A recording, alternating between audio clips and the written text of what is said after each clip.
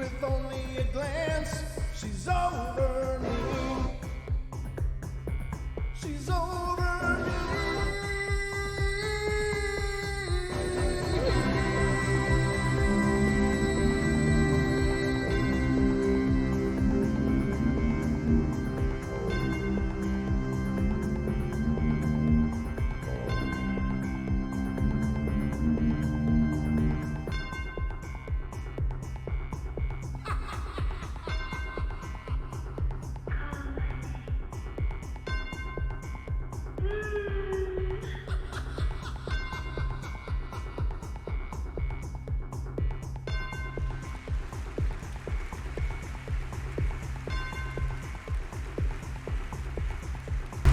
Welcome, everybody, to the Paranormal Portal. It's Wednesday night. It's our night of extended amounts of fun and adventure. And I'm so glad y'all joined us and are here to take part in that. Of course, I'm your host, Brent Thomas. This is the Paranormal Portal, and I'm not alone here. I am, of course, joined by my good friend and co-host, Mr. Don Longbeard. Oh! He's 2 knuckles deep. He was 2 knuckles deep digging for nose gold. You're supposed to tell me before you put me on the screen. So, how are you? I'm good. How are you doing? I'm trying to figure out how I got off your back porch. I know, right? Like, That was you braved it, though. I was You like, did where are my walking sticks? yeah, I know. Oh, You goodness. almost need skis. You know, I tried. Oh, God, I don't blame you. No. So the Minion's got a sled, right? And one time I had to go back to the garage, and ladies and gentlemen, behind my house, it's like 4 feet of snow, and where all the stuff comes off the roof is like literally a 5-foot pile of ice and hard packed snow. God. So I got a mountain of snow to my back door. So in opening the back door, you see a wall of snow halfway and then up, and then there's the peak is about 2/3 of the way up. So I'm like, I got to get to the garage. I didn't want to trudge all the way around the house dealing with 4 feet of snow. So I'm like, I had the great idea, this is kind of a toboggan run here. So I grabbed the sled and I took a couple of steps and ran for it. And man, I'm telling you, it was hard packed right on the edge. On the other side, not so much. So I went into that. I left an impression like Wile E. Coyote coming off the cliff. It was like, That's friggin' awesome. oh my God. I was just stuck. Zoinks. And my arms went all the way down. I'm like going, oh my God. So I was trapped. Needless to say, he left an impression. There was like a Brent impression, like a perfect outline that just went down. It was terrible. Did you pop back up like Wile E. Coyote? That would have been hilarious. I did. I just kind of popped my head up, and of course, the missus and the Minion were there to witness it. And it was about the funniest damn thing she saw in at least a decade. I wasn't having so much fun because I had snow going everywhere in every crack and crevice because I was sunk in there. Wow. So my great idea didn't work out well at all. I ended up making it to the garage eventually, but it was a hell of a journey. Uh-oh. What? I think we need to yell at somebody. Why? What happened? There's another Facebook page called Paranormal Portal. Oh, really? Yeah, right here, look. Paranormal Portal. Can you see when it was launched? The last post was on October of 19, and the first post was... What's the born on date? Hey, wait a minute. What? Dee is commenting on this page. Deb's commenting on this page. Whose page is it? I don't know. I don't know. We'll have to get on that because it is trademarked. We are the trademark for the Paranormal Portal. That there's not legal. We'll have to look into that. Very interesting. So Stacy Private Eye said she saw that page last night. Yeah, crazy. That's interesting. That's not us. It's not us. Us will have our Paranormal Portal Radio. You'll know. Paranormal Portal Radio is our page. So, yeah, they shouldn't be using that unless they somehow got on it before us. But we do hold the U.S. trademark for that, so that's legally ours. But anyway, I don't know what to say about that. I guess whatever. Hopefully people find us. So if you're looking for us on Facebook, ladies and gentlemen, facebook.com/Paranormal Portal Radio. and that'll bring you right to our page. Don't settle for seconds or imitations, of course. Yeah, if you can see when that was originated, that'd be cool. I'm sending him a message saying, just to let you know, Paranormal Portal is trademarked. Yeah. I've got our own people commenting. Oh, geez. Very interesting. But anyway, welcome to the show, ladies and gentlemen. It's Wednesday, so you got 2 hours of fun ahead of you. And oh, hi. Hi. When did we start the show? Oh, yeah, we've been I live got for a while sidetracked now. because of that. I was like, what the heck? Sorry. So anyhow, there's only one Paranormal Portal, and you are there. You are there. You are among us, ladies and gentlemen. But I hope you're having a good week. A happy hump day to all of you out there, trudging through the week and making it towards the weekend.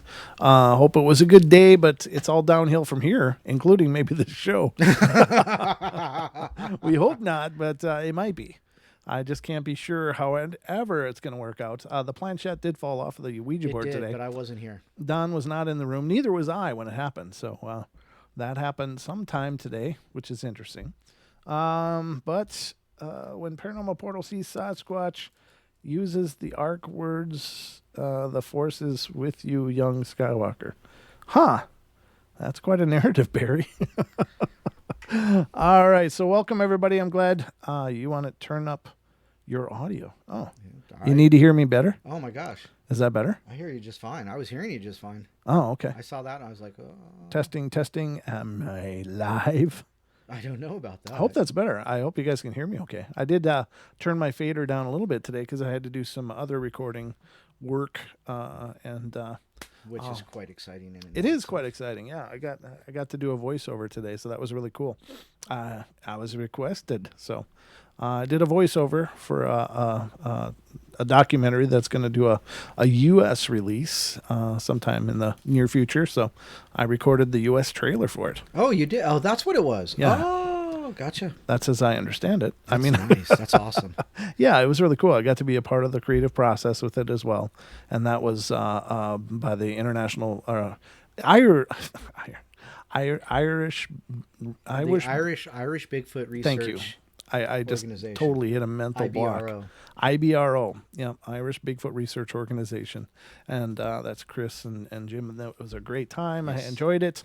I'm really excited to hear the finished product. He said he's going to work on it tomorrow now. So he was really pumped. They were really pumped. I was really pumped. It's just kind of fun to do something different, and it was a real honor. I was really honored to be asked. That really was cool. Incredibly humbling. It's like, really? You want to hear me? You and me to... Are you sure you got the right guy?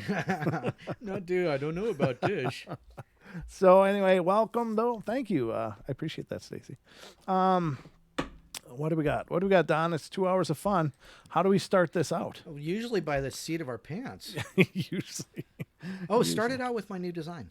Oh, yeah. Okay, so ladies and gentlemen, if you want to help support the show, let's just get into this because horn tooting. Don's been hard at work in the Paranormal Portal sweatshop. The design center. The Paranormal Portal sweatshop we got cooking where we only utilize our own labor. But we're not exploiting anybody. It's still slave labor. So far it is, but we're hoping to change that. But if you want to help convert our labor into paid labor, here it is. Here's our Teespring site, ladies and gentlemen. And Don has been busy making up this new design and several new designs, including a new sticker and let me get to that. Where is it? There it is. This new sticker he put together. That's a cutie, huh? That's a nice one, yeah. That's lovely. So we got that cooking. I'm not trying to leave. Look at that. It makes you... Hey, wait. Where are you going? Wait. No, you can't do that. But Don put this together, ladies and gentlemen. This is his new design. He did a hell of a job. It looks just really cool. It looks like one of those biker's vests. You too can be part of the gang. You guys are part of the gang already, so you can wear the colors proudly if you order one of these fine designs from Teespring, and there's several to choose from. Even a mug. When did you do the mug? At the same time. Oh, did you? Yeah. I don't think I noticed it. So before. Yeah, if you go to if you just click on like the picture of the T-shirt and then all of this stuff here. So Oh. there's the mug there. There's the sticker. Oh, so it all It's has- actually in a collection. So you click on one that belongs to the rocker collection. Oh, the rocker collection. So here you go, ladies and gentlemen. Exactly. This is the hoodie, which Yeah. is really cool. On the back is the front on here. That's why is there?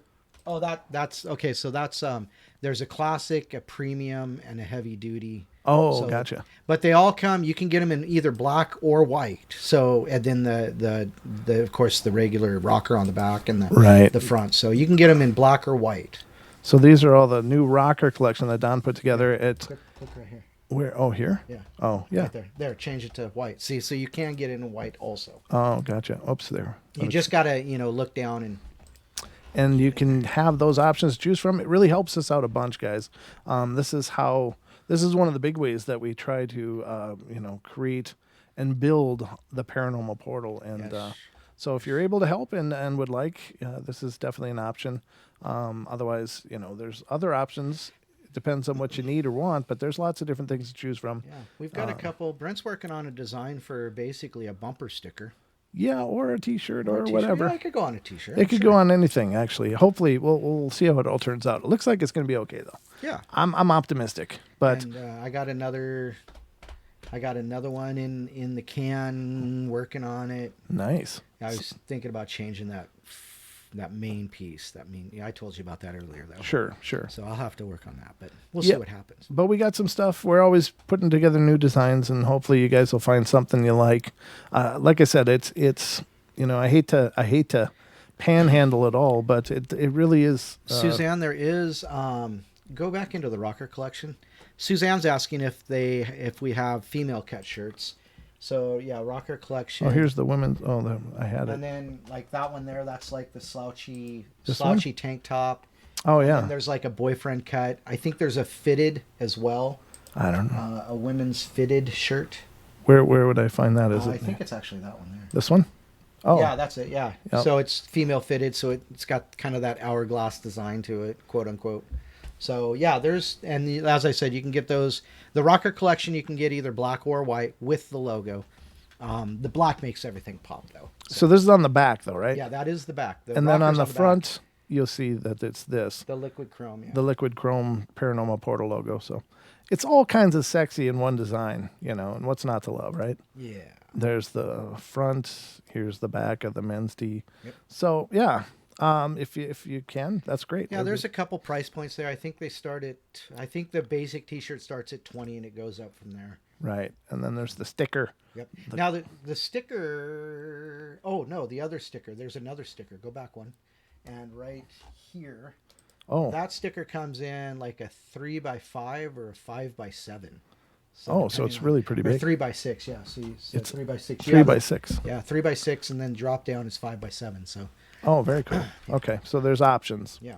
All right, I didn't even know that. Yeah. I'm learning. But everything you see here, ladies and gentlemen, Don has put together. This has been his project, and he's done a hell of a job. And for those of you that would like something, great. Thank you so much. Again, it goes a long Right, way. Exactly. We've got a lot of plans for the portal and a lot of things that we want to do, including a lot of live investigations. And unfortunately, there's barriers to all of those. So Say, hey, Blacktree, drop the Teespring Link? in the chat if you would. Somebody just asked for it. Oh, Suzanne did. Oh, okay. Very good. Well, I appreciate it. All right. So that's right off the bat, ladies and gentlemen, what you can do. Otherwise, you can certainly donate. If you just want to donate, that's fine. We accept cash.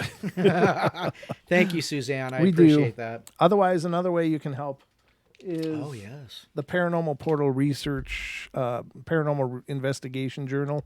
And again, I think you guys probably know pretty much what this is about, but it's to journal and to help you correctly note More accurately. well, data points. They're data points that you're probably going to want to collect in a true paranormal investigation. That's very, very, very important to collect data in terms of atmospherics, electronics, things like that, anomalies that may be before an investigation so that they don't trip up an actual investigation. So this is our method of hopefully helping people get, comprehensive investigations. So that is available on Amazon, and that's in the description below. So I don't know.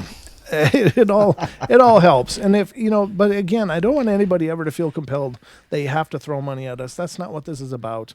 If you're capable of it, that's wonderful. If you're not, that's okay too. You can help by just recommending the show, by coming and watching the live shows. It all helps us out a ton. So, and Barry, we do accept gold and silver coins. We'll give you an address. Yeah. Just send it to us. So this is the Paranormal Portal, and that's all the front end stuff. So I hope you're ready, because we're going in.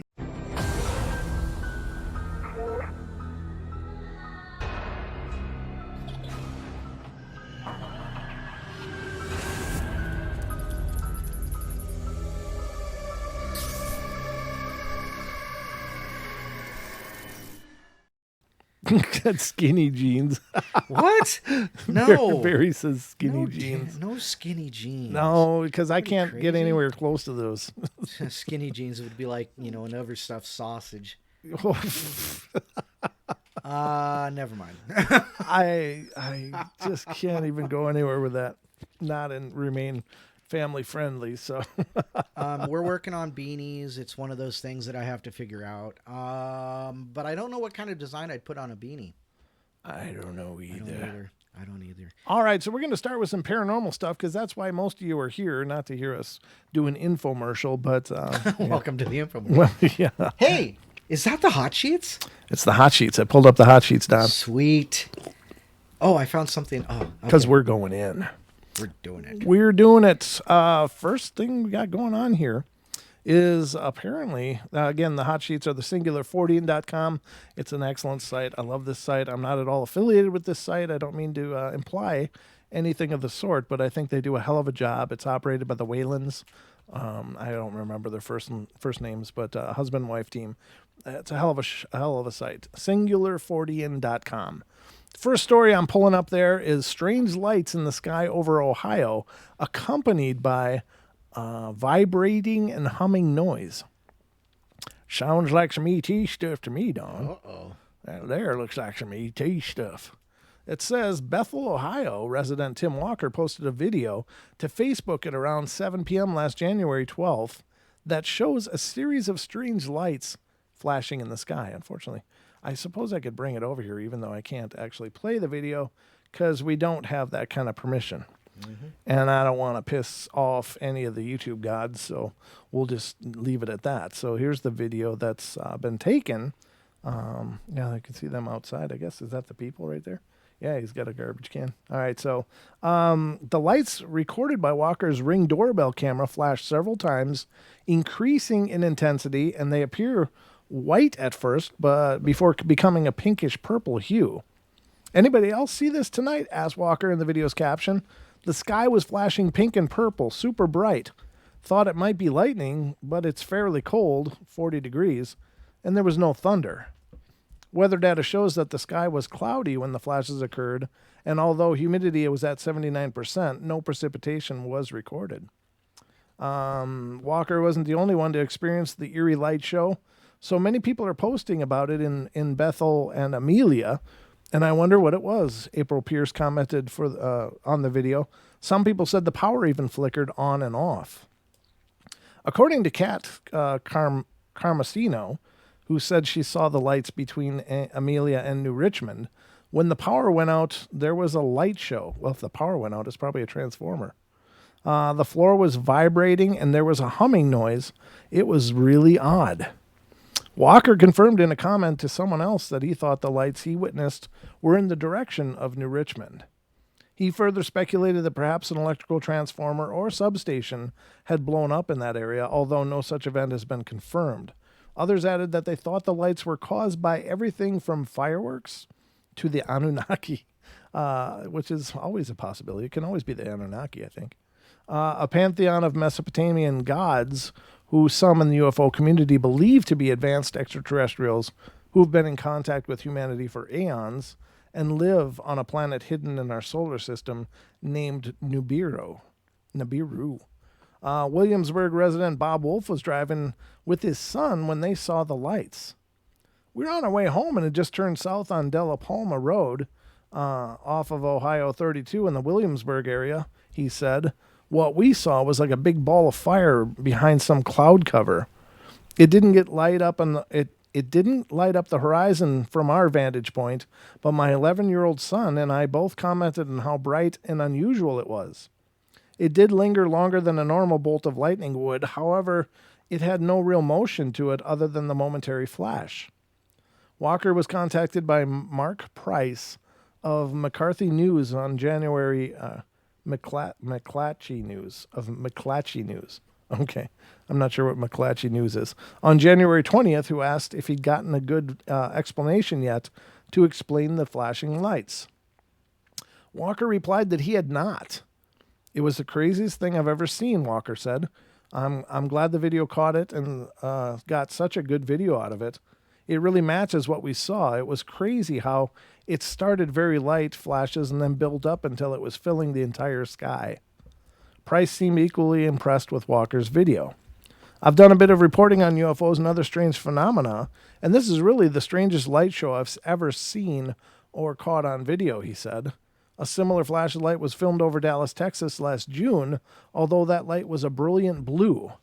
Neither that light nor those recorded by Walker were reportedly accompanied by any loud booms, but they are still reminiscent of the flashes that are sometimes seen alongside the frequently reported mystery booms. Mm-hmm.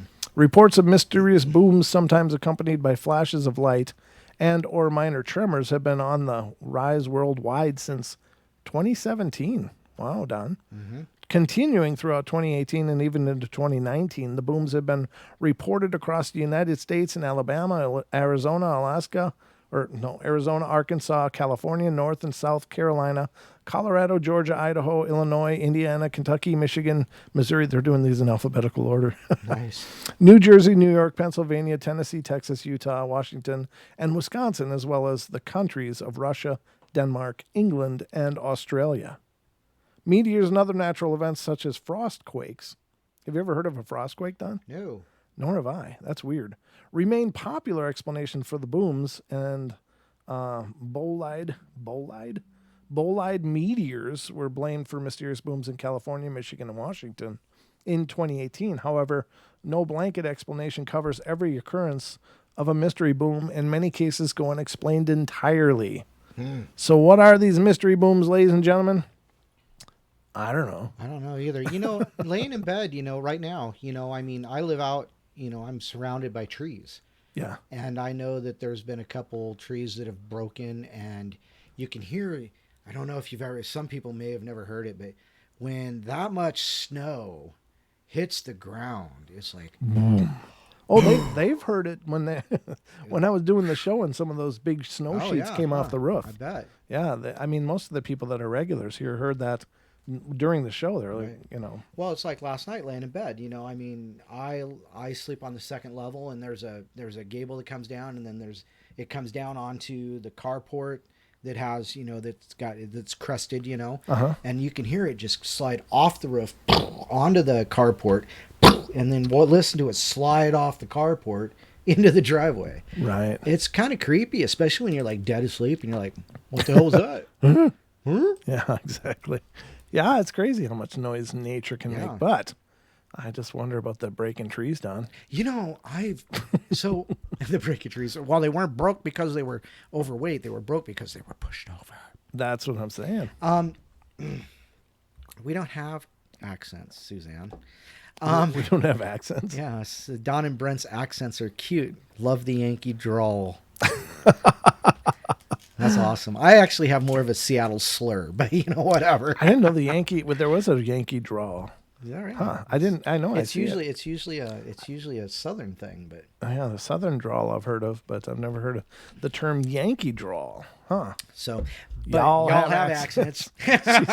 she says y'all. I'm having this conversation with a few Australians I know. But so like at night when I get home, sometimes I got to go out and shovel snow, like the berms like built up, right? And there's no lights out there. I mean, my driveway is a good 250 feet long. So I get down and away from the house, and there's no lights except for, cars passing, or if there's, the moon's out, whatever. Mm-hmm. But sometimes I'll get out there. One time I got out there just like a week and a half ago, get out there and I look up the road and I'm like, what the hell is that? And 3 deer go running across the road. It's like, okay. But, that's the area where we went and investigated that supposed Sasquatch blind. That's my point. And so it's like, wait a minute. What's going on around there, Dad? It's like I'll be shoveling away and all of a sudden I'll hear that boom from the snow and go, Bigfoot, is that you? Grab a shovel. Sasquatch. Grab a shovel and help It's me knock out crazy. this It's berm. Yeah, no doubt. I don't know. I'll take you up and give you a deer leg or something. No, that's pretty wild. I didn't know all that stuff was happening around there. You don't talk about that. Even 'Cause to I me. Paisley lives out there too, and she was telling us about that wolf person that I know that one. I'm like, that's creepy too. Yeah, there's Being out there at 12 o'clock at night, shoveling your driveway and thinking, is there going to be a Bigfoot or Is there a wolf person coming? wolf person? What's that? I don't know. That's That strange. scared the poop out of me. I mean, there's lots of things in these woods around here. There's got to be. Because there's just, I mean, it's an ocean of trees with some parts cut out, Yes. where there's civilization, but it's not like, a lot of people live in, very developed areas like agricultural areas That's or why whatever. we live here. I know, but up here it's like an ocean of trees with some islands of, of civilization. Right. So it's like the direct opposite up here, and going north even more so. You Right, know? yeah. So I don't know. Anything's possible. There could be lots of stuff in these woods, and it wouldn't surprise me a whole bunch. I mean, there's lots of reports coming out in this area. Yeah. Well, Historically. Yeah. Well, what you just read mentioned Idaho. So Well, yeah, that was the flashes. Now, I will say I was over in Spokane earlier in the first part of this winter. Yeah. Well, it's actually late fall, but we got that big snowstorm at the beginning of fall winter area. Mm-hmm. It was the beginning of October. We got that big dumping. yeah. And Well, then I went it over away to for like a month. Yeah. Yeah. I mean, it was pretty much done until January, but when it just pooped the bed all over us. But when I was coming back over there with the missus and Minion, there was flashes in the sky then, and it was like it was almost like a blizzard. It was so much snow, Right. but there was these blue flashes of light around Spokane. I couldn't figure out what it was, but they would just fill the whole sky, and they were gone. Then fill the whole sky. So I kind of have seen a phenomena similar to that. I just didn't know what it was, and being in the metro area like that of the Spokane, I didn't really think much of it. Right. Yeah. But it's it's possible. There's all kinds of weirdness going on.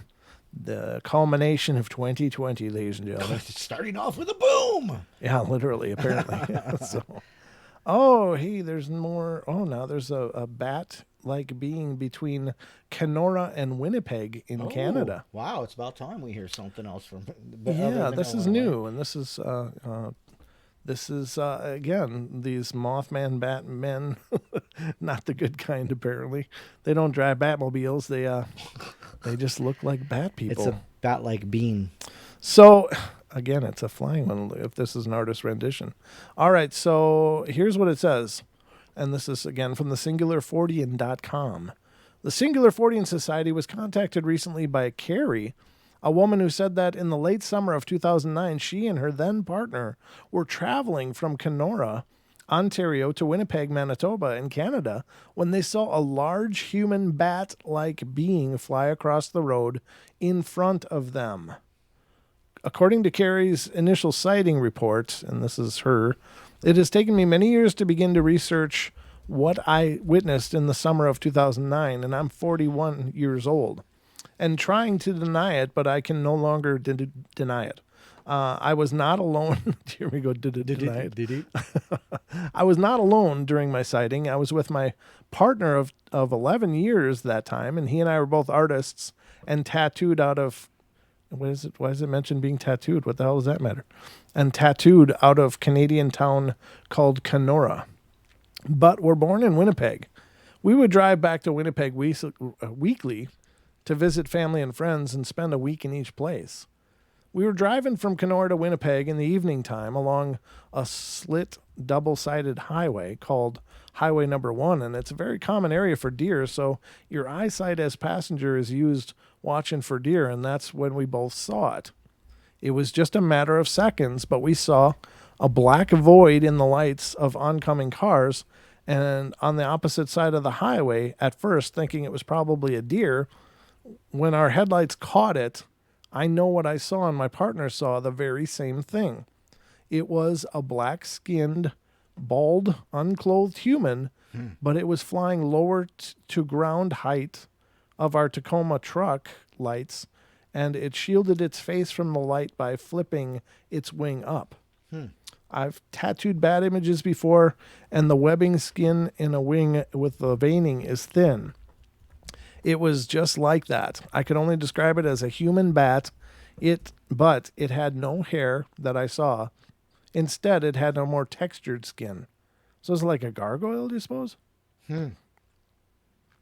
Says, I know it sounds crazy, but that is what I saw, and it's haunted me ever since. I tried to look into it straight after, but was just too scared. It made me question everything I ever went to see. I even went to see a priest. I've never spoken about this with strangers before, just close loved ones, and I hope this can help in your research and timeline. Thank you kindly. Keep safe. So I guess they are working, the Waylands are working pretty feverishly apparently on this winged humanoid kind of thing because of all those like Mothman reports in the Illinois area. Now we've got bat people reports as well. I've got a new one from Strickler. What's his name? Lon Strickler. Yeah, Okay. there's a new one that he just posted on the 20th. Oh, wow. Okay. Well, there you have it. I mean, there's lots of this coming out, and it's very strange.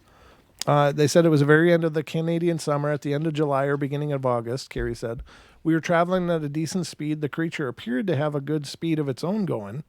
And I'd like to say by the time it had hit our side of the highway, it was 6 feet away from us, and its length would have me say it was over 6 feet tall. 6 feet tall or more, huh? Wow. The time had been between 7 and 8 p.m. as we closed up shop and at 6:30 p.m. and left from work to Winnipeg. And she added, our sun sets at our closing time that time of year. At what time? What month was it? Beginning of August? The sun sets at 6:30?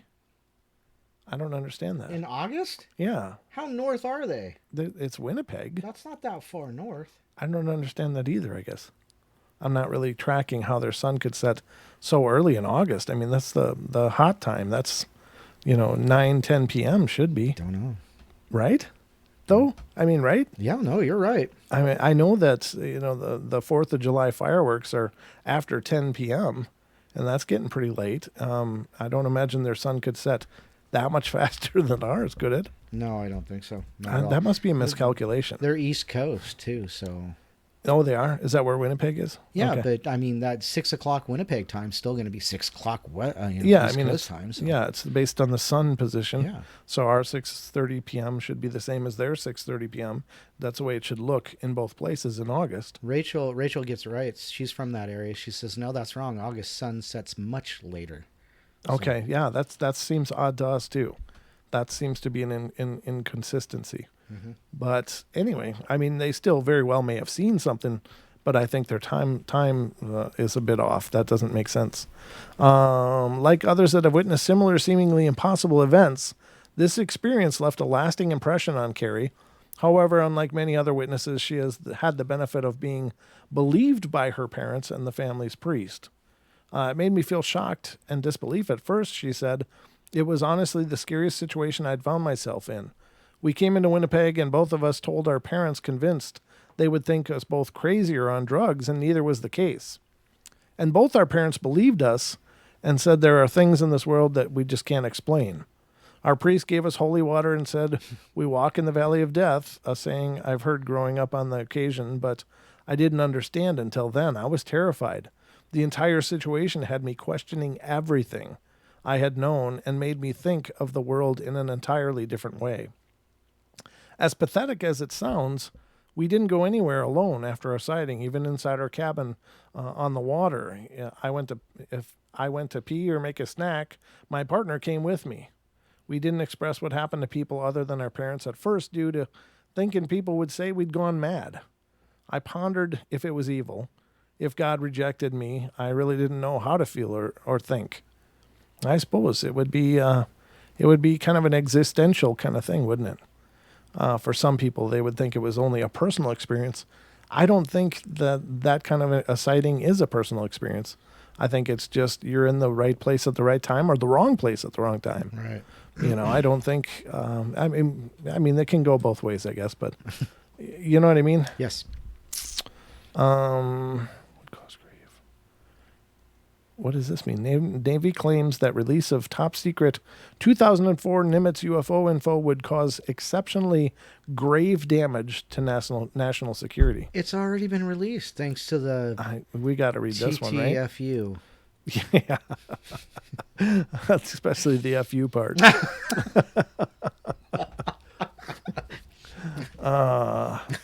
What is it? The To the Stars Academy or whatever? To the Stars. That's the dumbest name I've ever heard.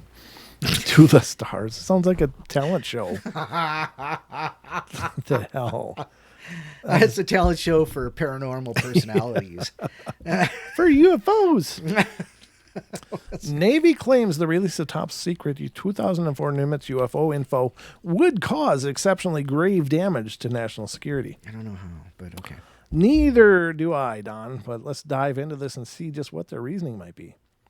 And this again, singular14.com. UFO researcher Christian Lambright received a denial from the Navy earlier this month due to his Freedom of Information Act request for records relating to the famed USS Nimitz Tic Tac UFO encounter, according to a January 8th blog post in UFOs-documenting the evidence. Lambright submitted the Freedom of Information Act request to ONI, O-N-I, last October 28th, requesting all releasable portions of records and reports related to investigation of the detection and the encounters with anomalous aerial vehicles by personnel involved in the Nimitz Carrier Strike Group operations off of the west coast of the United States during the periods of approximately 10 to 16th of November 2004. The official response to Lambright's request came from Camille Vestris. I don't know how, I think that's how you say it. The U.S. Navy's USN Office of Naval Intelligence, which is ONI. That's what ONI. FOIAPA coordinator, who said, "Our review of our records and systems reveal that ONI has no releasable records relating to your request. ONI has searched our records for responsive documents. We have discovered certain briefing slides that are classified top secret. Review of these materials indicates that they are currently an appropriate marked and classified top secret under Executive Order 13526. And the original classification authority has determined that the release of these materials would cause exceptionally grave damage to the national security of the United States." Well, that's an easy out, isn't it? Yes, it is. Quite convenient. That is just so easy. No, we can't. We've also determined that ONI possesses a video classified secret that ONI is not the original classification authority for. ONI has forwarded your request to Naval Air Systems Command to make a determination on releasability, she added. It's unclear what might be the beyond the briefing slides and classified video, but 3 sailors involved in the 2004 Nimitz UFO sightings all claims to have seen a longer, clearer version of the FLIR 1 footage taken by a fighter pilot's targeting camera during one of the encounters and later released in 2017. The data from these sightings was confiscated by unknown individuals shortly after they occurred, and said the serviceman. Many in the UFO community are speculating that the mysterious video could represent the missing footage, although it's not publicly known at this time if that's the case. As for the video, which is apparently classified top secret and owned by NAVAIR, one is bound to think it relates to the short tic-tac footage taken by pilot Chat Underwood.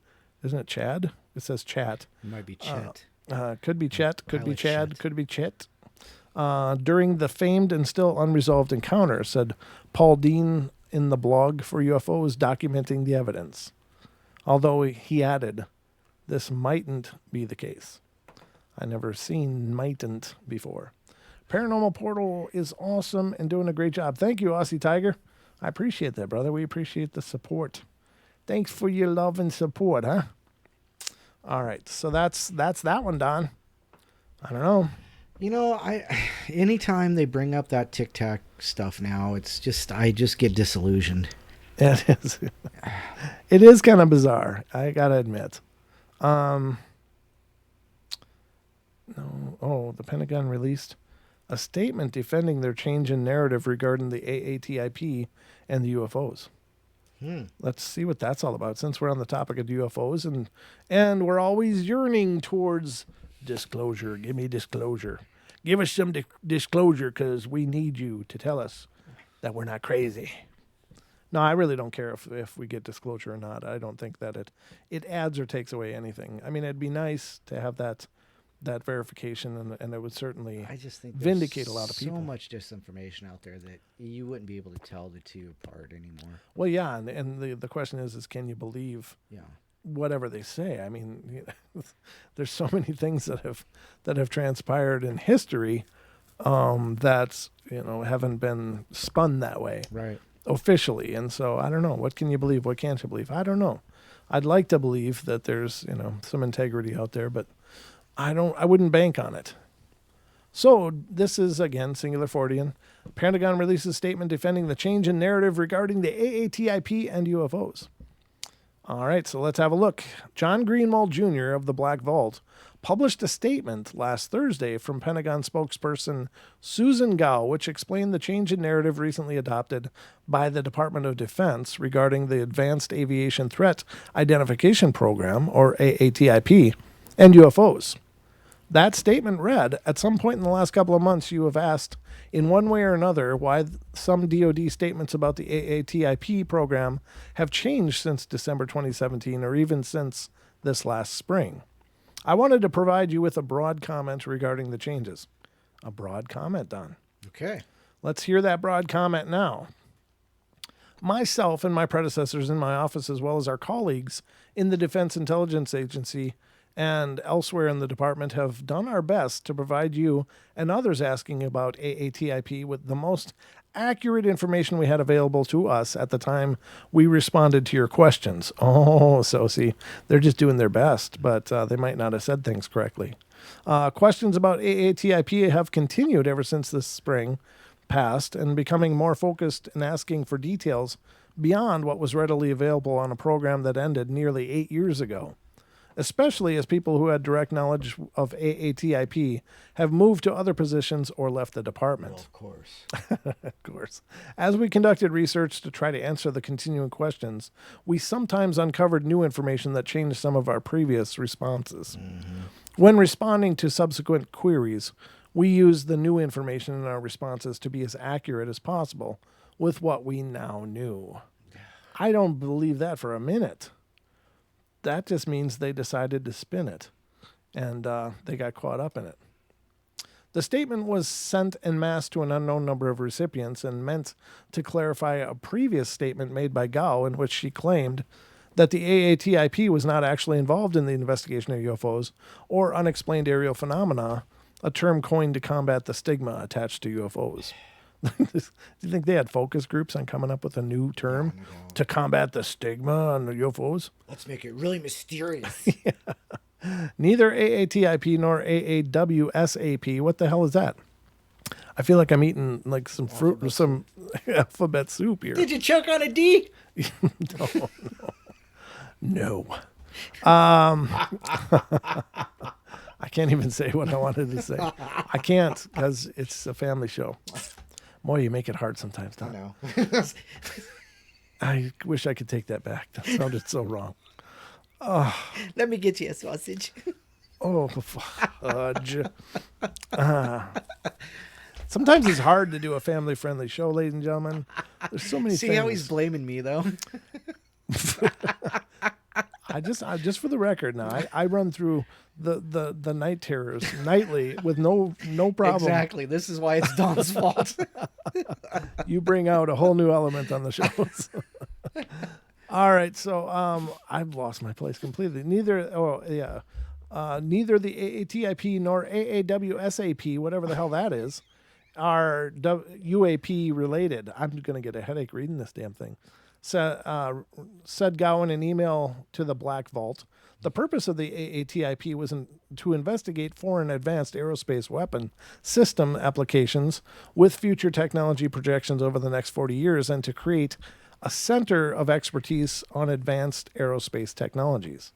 That statement was contradicted by Luis Elizondo, a former DoD intelligence officer who claims to have been program head for the AATIP and who currently serves as Director of Global Security and Special Programs to those other idiots. I'm not even going to say their name.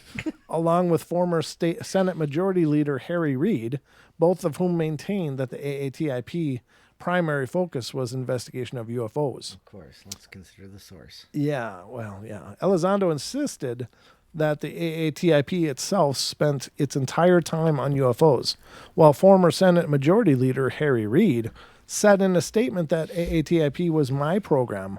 One can say whatever, but the truth is it was for one purpose, to study UFOs.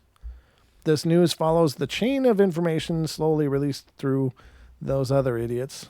The TTFU. TTSFU. Government sources since 2017, when the news broke that the Pentagon's purported secretive UFO project. Most recently, 5 Navy servicemen came forward, blah, blah, blah. We've covered that part a jillion times. But there you go, ladies and gentlemen, just more obfuscation from our lovely our lovely intelligence communities and air quotes intelligence. Yeah. Right. Well, I mean, I'm sure I have no doubt that they do some important things and have many things they can't openly discuss, but to try to backtrack on information that's already out there, it comes across as a bad con. Somebody in the chat said, backstep in Pentagons. Pentagons. Yep. Obfuscation. That's how it works. Yeah, it's being obfuscated. Yeah. So that's kind of the hot sheets for the start of the show. I thought that was interesting. What'd you think of all that, Don? I think I will reserve judgment. Oh, but this is a show about judgment. No, I'm just kidding. It can be. We can have judgment on things. That's okay, right? Yeah. Well, I mean, it is our show. It's our opinion, and we consider the opinion of our listeners and our community. But then again, I mean, everybody has the right to be wrong, so I'm okay with that. Yeah, well, exactly. Sorry, I just got a message I was reading at the same time, which probably shouldn't happen during the show. Well, if I was professional, I never would have done that. But I'm not. Please don't make claims that I said if I was. I didn't say I was. I'm not professional of anything that I know of. But we got more stuff to entertain you, but I got to find it because there was one thing. Hey, I got a question. What we were going to do some events this year, weren't we? We were going to do Coloma. We were doing Coloma with, and that's the second weekend in July. Right, Duke is 10th, hosting 11th, us. 12th. Yep. So we're going to be in Montana and go over there to Coloma and investigate the ghost town again. And we are going to have, so far, several people are going to be joining us, it sounds like. Yeah, that'd be great. And that is very exciting to me because I'm here to tell you, being just 2 people on a mountain alone in the dark of night. Kind of scary. It was kind of like shoveling your driveway at midnight. Well, yeah, I mean, it was even worse because it was just, nobody was there. Nobody knew where we were. Nobody knew anything. We were just up on this mountain in Bigfoot country and grizzly country and mountain lion country, right? And in a haunted ghost town, doing an investigation. Get out. Okay, let's go. yeah. Okay, thanks. That was it. When in the cabin, when it said get out, it was like, okay, we're done. But it'll be nice to have more people up there because it also, the space is so huge that it was so limiting what we could cover, in the time that we had. So having more teams, I know Dan's going to be there. Right. MCAT's going to be there. Oh, and nice. Yeah, so I mean, there will be 2 very experienced investigators with us. Duke's going to be there, and I don't know if there are. I think he said Ed Brown was going to be there. Ed Brown's going to be there, and so it'll be not only and don't forget the little people. Thanks, Duke. Yeah, we want to see those coming. Hey, did that grass move? Yeah, exactly. It is. It's a hell of a place, and it was really wild. I never have gone back and checked that footage like I meant to, but there's something I caught on a piece of footage that I don't think should be there, and it's could be a little red cap, but What? yeah, I'm Well, serious. how come you haven't told me about this? Well, because I wanted to have more verification before I actually came out and said it. So I got to go back and review it frame by frame to make sure I'm seeing what I think I'm seeing. Well, and then we're doing the Sasquatch Roundup in Spokane. Yep, we're That's doing a one-day Sasquatch event. Roundup. We're Yep. going to be doing the International Bigfoot Conference as well. We are going. Okay. Yep. Did we get a booth or? No, are we I'm just going to do go? that. I'm going to go ahead Okay. and reserve a booth probably this week. And so we are going to be at the International Bigfoot Conference with a booth and representing. Don't know what's going to be at the booth. Just me and him. So Well, maybe us signing headshots. Yeah, here you go. Here you go. like there's a lot of demand for that. I don't know. We're gonna just go have a good time. I know there's gonna be, of course, a lot of people there. It's a huge event, and it's really exciting. We're gonna have to take like a camera and a motion camera of some type. Whether it be our phones probably work, but we'd have to live stream something from there. Right. Yeah, we're gonna have to try. I think there shouldn't be a problem with streaming. We'll be in in A kissing booth.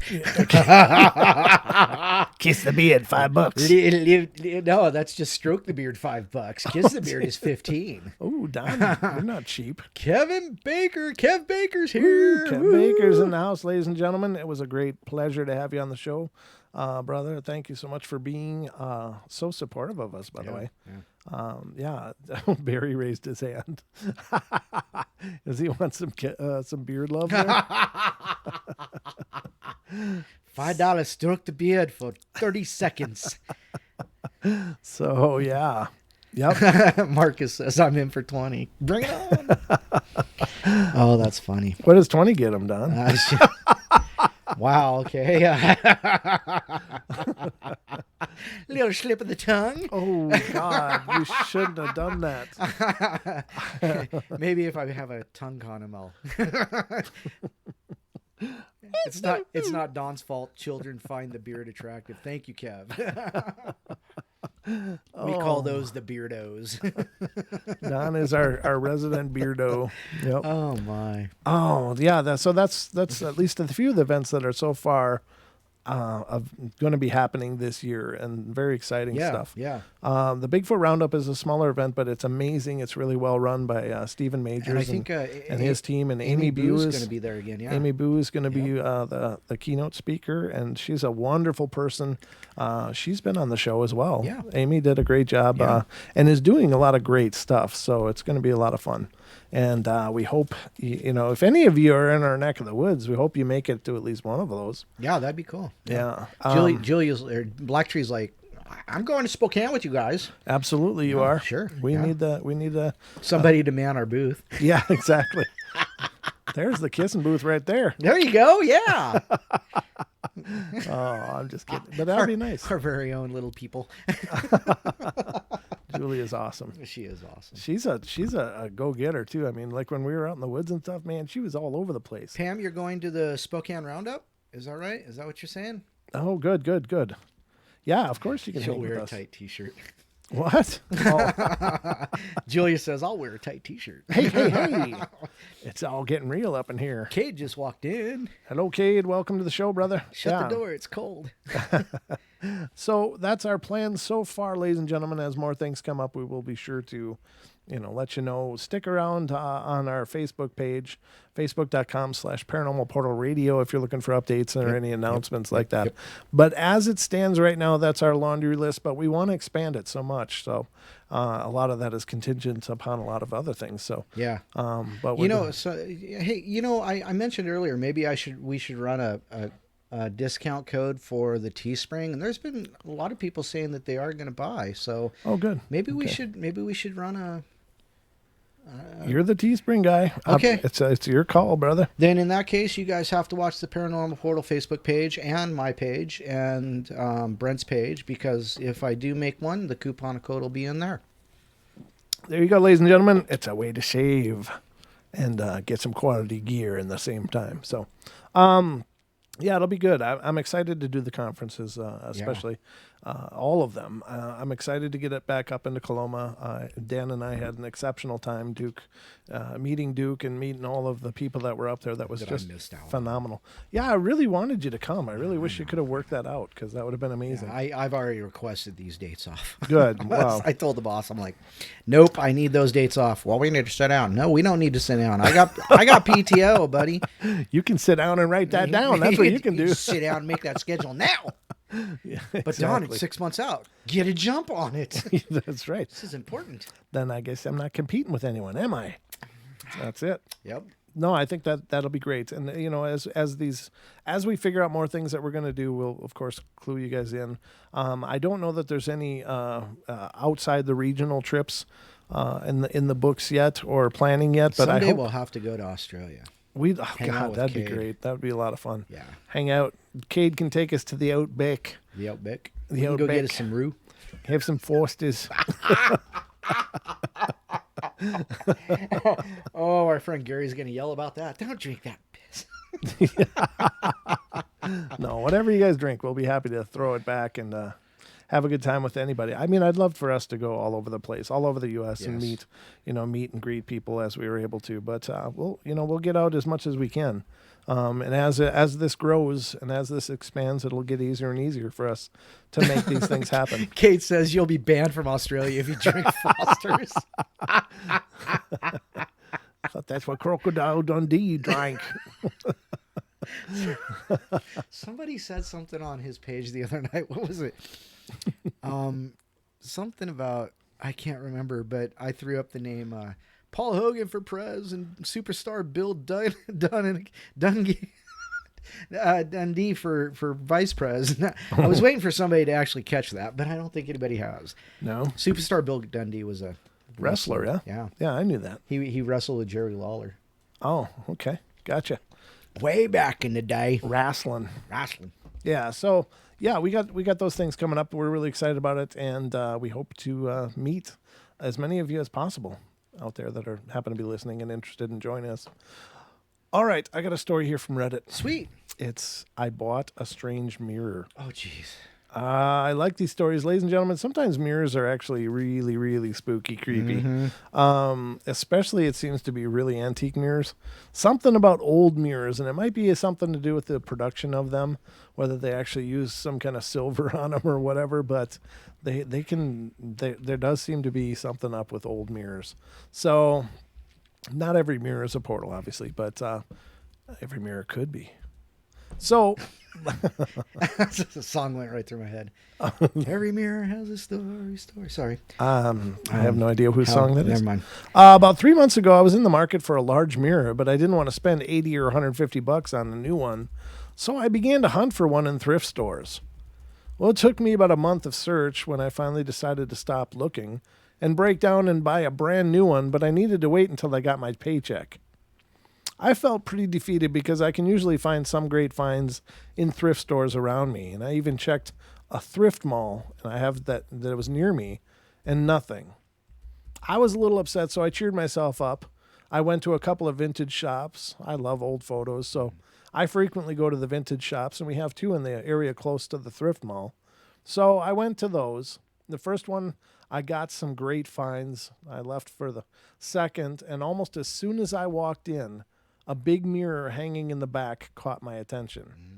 I was overcome with joy to see such a bug. I think they meant big, beautiful mirror, and I ran straight back to it to check the price. Unfortunately, it had been painted. The woman that owns the shop said a female had bought it previously and brought it back after it had been painted because she didn't want it anymore, and this should have been a red flag, but nevertheless, I bought the mirror for an amazing price of $25. The mirror is from the floor to the top of my hip, and I'm 5'7", and it was exactly what I wanted. Other than it had been painted, the mirror, I would say, weighs about 40 or 50 pounds, and the frame is wood. When I first brought it home, I was excited. It was misspelled, so sorry I mispronounced it. But I was excited to get it hung up and decide later if I liked the paint or if I wanted to sand it off and paint it a different color. The frame is painted purple. Jeez. Nice. Wow, that's classy. I hung it in my bedroom, and I planned on getting a desk and turning it into a vanity. Only a few days after I hung it in the middle of the night, it came crashing down on the wall. It didn't break, but it did take a chunk from my wall where the nails were placed, and it took 4 drywall screws, and we put it in a very stable part of the wall. Not wanting that to happen again, I decided I should leave it on the floor, so I tucked it next to my TV so I could still use it.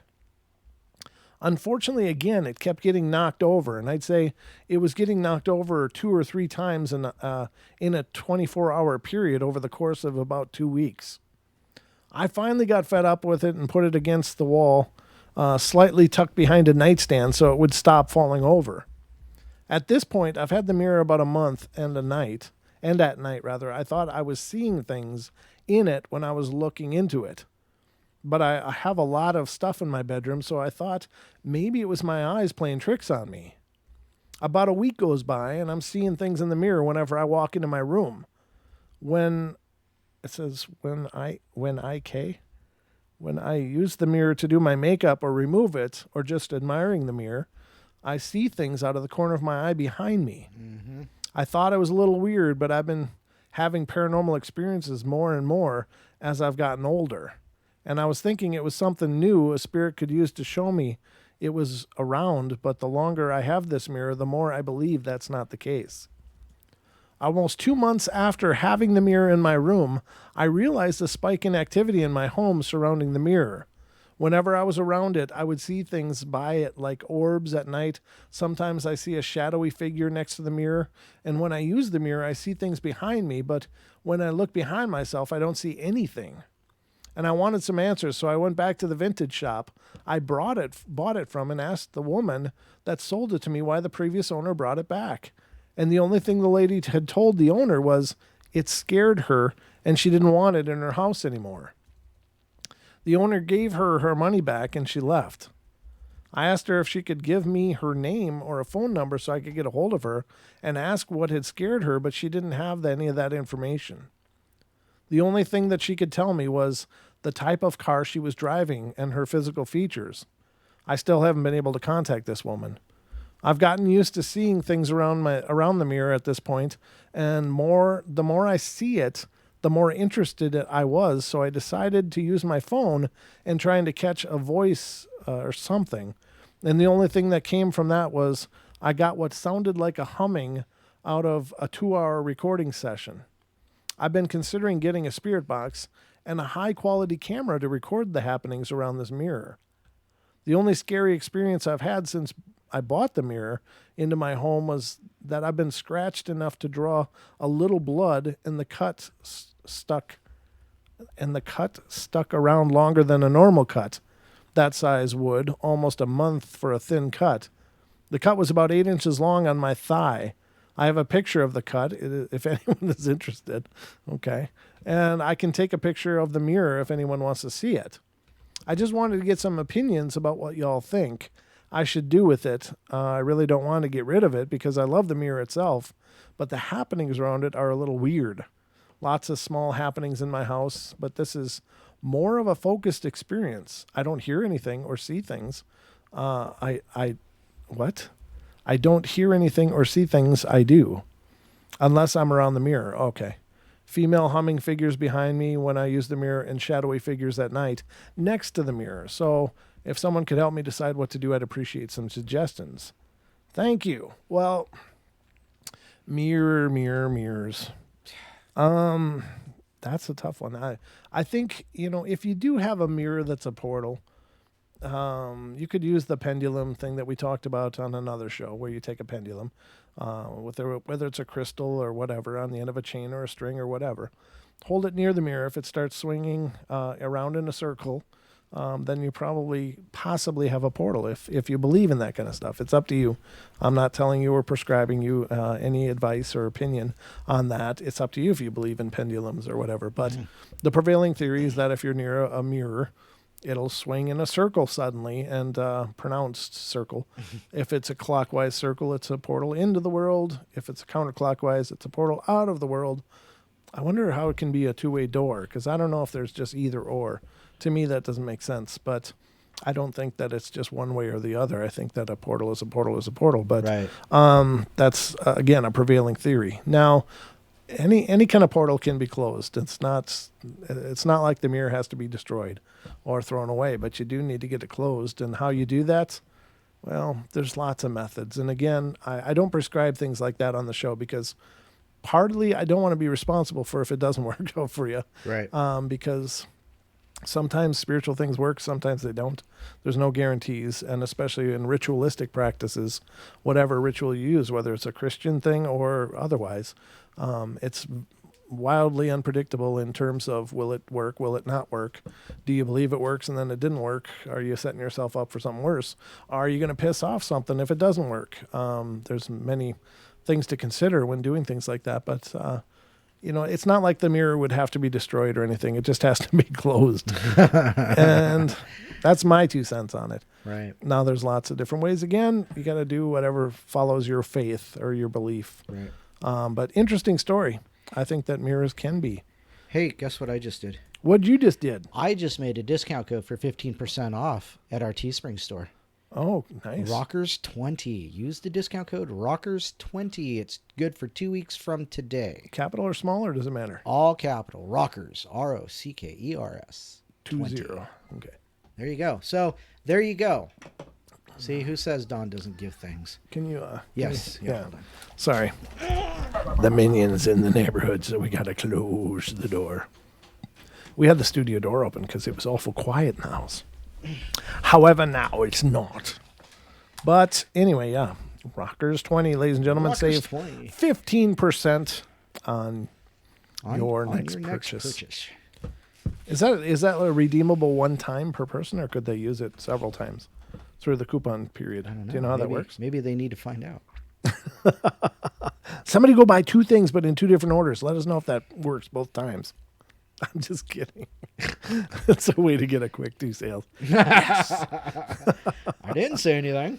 I'm just kidding. I don't, I mean, it may work more than one time. I don't know. I'm not sure how that site works or anything about it. That's Don's neck of the woods. I'm just here talking. And we certainly do appreciate it. I just got approved to be a part of the Coast to Coast AM Facebook site, Don. What? I saw the Coast to Coast AM Facebook site, so I'm like, I should probably be on that. So I had this. Is it really like George's show? Or well, is it's it like Coast to Coast AM. It's their official Facebook. It's got George's picture on it and the Coast to Coast AM logo. I wonder how his paranormal dating site's going. I wonder how that's working. Well, it turns out you can't see the ghosts. Well, I don't know. We hope they're making connections. There's one lady that married a 300-year-old pirate ghost, remember? Yeah, she got divorced too. And then, yeah, that's right, huh? Yeah, she filed for divorce. So, like no consummation to the relationship or something. Yeah, she was a little frustrated, I think. and then, of course, all he wasn't a good provider. He didn't provide very much. He didn't like to cuddle. It's so cold when we spooned. And then, of course, there are the people that that one guy who does the art of his girlfriend Crescent, the Crescent the alien. Remember? I don't remember that. Yeah. Oh yeah. Shipping Brent silly. What? Shipping? What's Kathy talking about? I don't know. I can only see these snippets of the chat when I end up looking, but let me back up. Kathy, shipping Brent silly. Okay. I don't know. If you see what she's talking about. Maybe it's something I said and I screwed it up. 15% discount gets me every time, Don. Okay, Kathy, jump on it. Woo. Jump on it. Woo-hoo. All right. There you go, ladies and gentlemen. The phone lines are open, however, ladies and gentlemen. If you want to be a part of tonight's show, it's 720-923-0500. Again, 720-923-0500 if you want to be a part. This is that looks pretty official, right? Not really. Coast to Coast AM with George Noory. I think. Oh, that looks like I wouldn't believe it doesn't look real professional, but how many people are members here? 14,523. I'm guessing it probably is. That's a pretty good number. But hit that about button. Where's the On about? the left. On the left. Over here? Oh, there is no about button. Oh, there is, right up here. Let's see. It says this group is dedicated to the topics you'd normally hear on the popular North American radio show Coast to Coast. Oh, okay. So it might not be. Yeah, it's a fan page. It's a fan page. It's a fan page. All right. Let me leave this group. All right. I've left it. Yeah, if it ain't official, I ain't got no time for it, huh? No, I appreciate that people have these kind of groups and stuff, but I thought it was the official. Why would anybody want to cosplay as me or Brent? What? Barry said something about cosplaying you and me. Barry says a lot of funny stuff, Don. Is it, Barry's always coming from a whole different playing field. I don't know. I'd like to see the renditions of that. Like for instance, question. When Jake did Long Don Beard, that was hilarious. That was awesome. That was about the funniest thing I'd seen in a long time. Oh my God, that was good. Yeah. Yeah, that was hilarious. Rachel gets it right. Says Pirate Ghost, who got to keep the parrot? Nice. I don't know. It's 300-year-old pirate. I don't know if parrots live 300 years. You never know. Oh, that's a disturbing thought bomber. Half Brent, half Dawn. Oh God. That is unique. Okay, so I left that group. That's all done. I'm not going to be a member of that. Not that I don't think what they're doing is wonderful, but I thought it was the official page. Okay, so Julia says she just tagged us in a local story. Let's see what this local story is. Let us see it. Okay, let me open it up here. Do you want to read it? I don't know. I can't. Oh, here we go. Sasquatch sightings. These images were captured on a WASDOT Sherman Pass camera. Wow. Okay. We can put that on screen. It's just a no. What? What? I don't know. Well, the picture. I mean, you look at the picture. It's the freeway through Stevens Pass, which is treacherous at best. And this photos from 4 News. Yeah, the thing. Yeah, I mean, I see it, of course. Does that look like a Sasquatch to you? I don't. It looks pretty scrawny. Yeah. Usually the people talk about how huge they are, but there's another picture. Well, that's weird.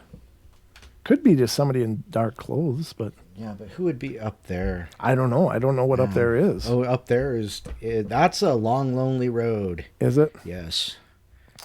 That's interesting. Somebody said it's a cardboard cutout. Oh, that'd be interesting, wouldn't it?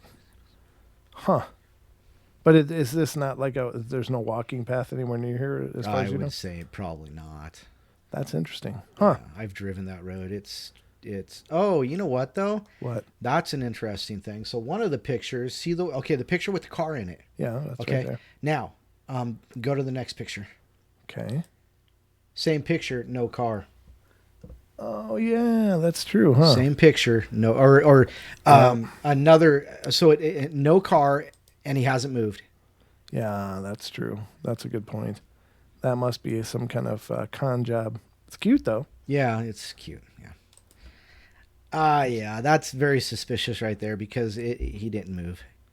So there you go. It is, and it's really, really similar to a lot of those popular cutout poses. Yeah. You know. The silhouettes, yeah. Right. I don't know. Yeah, it doesn't, I guess, chances are, ladies and gentlemen, it's some kind of hoax. I don't know. That's wild, though. You're right, though. It's different days, different times. That's a very different sunshine between them. So this is an overcast day. Right. I would assume this is that the yeah, look at the shadow of the tree. Yeah. Now go back one. Yeah, I know. Yeah. It's very muted on this one. Yeah. That's a different day. Yep. Different day or different time anyway. Yeah, different time at least. So, yeah, it's humorous. It's good humor, but I don't think that's real, but very cool. Thank you, Julia. We appreciate it. Love it when you guys contribute. You guys make it real. How the hell do I get off of this deal now? I don't What did I do? There we go. There we go. Yep. I got it all sorted. All right. So there we go. That's that. I believe it. He was just chilling. That's what Chaka says. He's just chilling in one pose. There you have it. Just one pose. It was comfortable that way, though. Yeah. Standing on one foot with the other foot in front of you. Kathy says, I hate silhouettes. Yeah, there's a bunch of those cutouts all over the place. And I think people are putting them out there just to get a rise out of people or cause accidents, one of the two. Oh my God. That's three like car pileup, double fatality. I saw something about Japanese tourists take picture of Bigfoot, and it was like a scarecrow kind of thing. You know, somebody had put it up by the side of the road. Oh. And they went viral, I guess. Oh, nice. I'm like, oh, that's just stupid. That's just trolling right there. I don't know. It's hard to say. I mean, they're really out there. I have no doubt. But I don't know. I tell you, you believe at 12 o'clock at night when strange booms are going on around you. You're like, yeah, that's weird. Well, you were actually shoveling at 12 at night? Well, yeah, I got stuff to do. Now you know why. In your area? Hell, I wouldn't go out until dawn for sure. It's always dawn with me. It's always dawn. I said dawn. Dawn. That's DAWN. Oh, yeah. So what do you got, Don? You know that lawn strickler? Yeah. I pulled that up. Let me grab this. So it's Phantoms and Monsters. Large dark winged being encountered on I-90, which goes right through Coeur d'Alene, by the way. Near Illinois-Wisconsin state line. Mm-hmm. Says, recently I received this account. Hi, Lon. I've been meaning to reach out to you for some time now and finally am. I became aware of you from a Chicago Mothman video on YouTube around a year and a half ago. I've occasionally shared my stories through the years, which isn't a whole lot with others when paranormal topics arise. My wife recently purchased the Mothman Dynasty as a gift, and I did feel it was very thoughtful. I'm roughly halfway through it, and I also listened to a podcast by members of your team while extensively traveling. The slight difference between my story and many of the others in your book is the time frame. My sighting was December. Oh, this is from December 2007. It occurred about the mile or two past the Illinois state line from Wisconsin on I-90 southbound through 4 or 5 a.m. at around 5 or 5 a.m. I was very tired while making an attempt to travel from northern Minnesota to western New York with my son, who I picked up for the holidays. I basically wasn't trying to pay for a hotel and did eventually stop at a rest area a couple hours later, I believe. I saw a dark silhouette on my front left side in the darkness ahead and really didn't think anything of it until it came to my headlights. What I saw flew across the street, at a decent speed, but not in a flash. From what I recall, it was dark brown and it was possibly the length, top to bottom, as the width of my car. I don't recall a body, but I may be intentionally blanking it out. I saw leather-like wings flapping for sure. It seemed oval. I don't recall a head or a tail. The picture behind the big Indian in Chicago may be the closest thing to what I can recall. Most descriptions in your books don't seem to represent what I saw. I say this because what I saw didn't fly fluidly or smoothly. It was awkward and far from the flap of an eagle. When it left my headlights view, the view of my headlights, I could see the same silhouette on my right in the dark. My first impression was something prehistoric, but not the wing of what I believe is a pterodon. I always say that wrong. Pterodon would look like. Another first impression that was immediate was the hair on the back of my neck was standing up when I realized I saw something unexplained. I was scared but not terrified, and I can't recall how long I stayed on the road after that, but I do recall I stayed on as long as I could. I did try an internet search a couple months later that had an interactive map, and the closest thing I found was a sighting probably 20 miles south from mine. Someone described an awkward flying creature flying away from them during dusk, and that's about the closest description to mine that I've heard. So there you go. And that goes back to 2007, though. He just posted this on his... So the story was just sent along. He just posted it up, but the story is from 2007. So, Yeah. but what is it with the Mothman? I don't know. It doesn't. What's surprising me the most is that I figured there was possibly some of them out there. Like I didn't ever like in my mind ever think there was bunches of them out there that are all over the place. That to me is what I find the most interesting. Mm-hmm. How widespread the phenomena is, and all of that. So I think that's curious. It's very curious to me, but that's the paranormal, folks. It just shows up where it shows up. I mean, we don't know anything about any of these things, right? So the fact that when the Bigfoot phenomena first landed on on the world stage, it was a Pacific Northwest thing. Right. And slowly over time, people kind of made the correlations, and suddenly it was a global thing. It was like all over the nation, then all over the world, and right. And suddenly these beings were propagated everywhere, and I think it surprised a lot of people, and myself included. So why not the Mothman too? I guess it's all possible. If one of them can be out there, I guess they can all be out there. I really think, as dumb as it may sound, I just think that there's a whole nother world that probably exists around us. And I jokingly refer to this, but it's almost like the Harry Potter world, as J.K. Rowling, talked about in her books. It's like this world that exists around us muggles that we're just not aware of. It's like these other things are out there, and they're probably wandering around us all the time. We just don't know how to find them because maybe they do have a footstep in a different world or a different vibration or something. And that brings to mind. I've been seeing that little video pop up of the guy that's walking across, or it's a street scene. It's a busy street, and then you see people walking past, and then somewhere this guy is walking across the street, but you don't see him until he gets past the signpost. You remember seeing that? Yeah, the one that I put up on Paranormal Portal. Did you do that just recently? Yeah, the one. So that's kind of the thing it brings to mind. Where did that guy come from? Well, see, here's the thing though with videos like that, and I was gonna do a video about that because I think that there's some tremendous fakes out there, and I think honestly this is most probably a tremendous fake. Right. Now I referred to it in a comment like it's. All of this stuff is you got to regard it kind of like Schrodinger's cat. Right. It's both fake and real until you know for sure. So you have to at least allow that there's a possibility things could be real.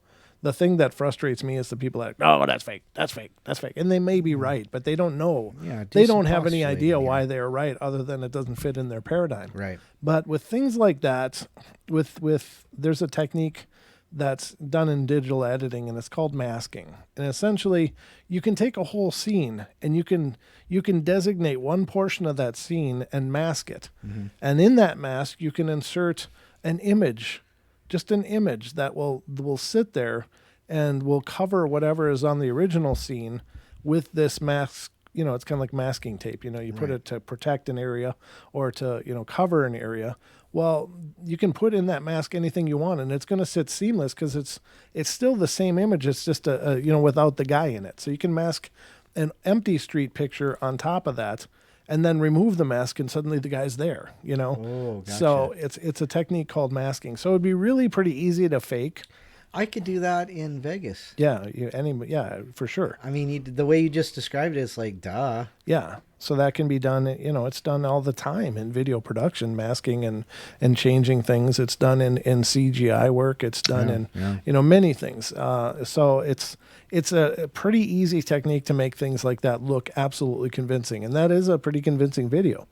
Now, again, though, I think you still have to leave open the possibility. Could it be real? It could be, because we talk about weird stuff like that all the time on the show. Right. So you can't just have a narrative about it, but then when there's video evidence, just say that's definitely not real. You don't know, but it's like, again, the Schrodinger's cat. It's alive and dead inside the box until you can verify that it's one or the other. Right. And by doing that, you open it up. So that's just my take on it. It reminds me of a joke that MCAT just told me. Oh, okay. He says, what's his name? Heisenberg and Schrodinger are driving down the road, and they get pulled over. The cop comes up and asks Heisenberg, "Do you know how fast you were going?" Heisenberg says, "Great, now I don't know where I am." And Schrodinger says, "Don't look in the trunk." Oh. Okay.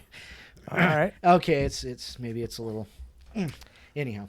So Patrick Douglas says, "I still love the Minnesota Iceman. The world will never know, but his lawyer does." Yeah, that's a great thing, Patrick. You're right. I know people that swear they saw the Iceman, and there's no way it could have been a fake. But the one that's currently out there is clearly a fake. I mean, it doesn't look like the one that people reported seeing way back when. And the story of the Minnesota Iceman, if I'm paraphrasing this correctly, and I might not be, but there's a farmer in Minnesota that apparently saw a young juvenile Sasquatch, was freaked out by it, apparently shot it really well because took out its eye, so the bullet went in the eye and then killed it. And then he brought it in and put it in a freezer, filled his freezer with ice and with water, and then plugged it in and froze this block of ice and created this Iceman. And they toured this with this thing all over.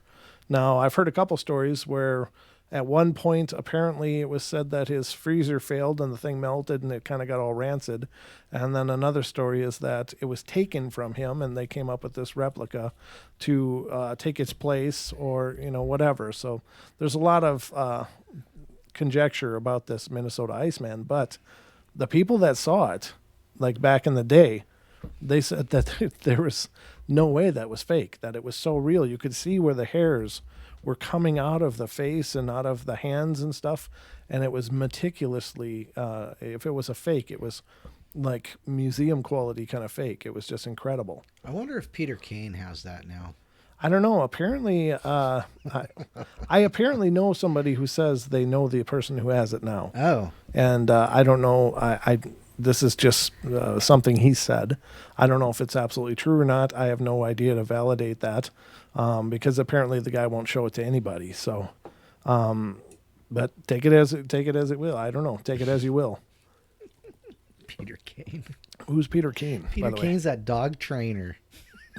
What is that? The dog trainer. He says he's got the frozen Sasquatch that his dad shot like back in the 50s. Oh yeah, that he got the head out on the table, that big thing. Yeah. That guy's full of baloney. He's so. I mean, he pulled out a foot one time. Yeah.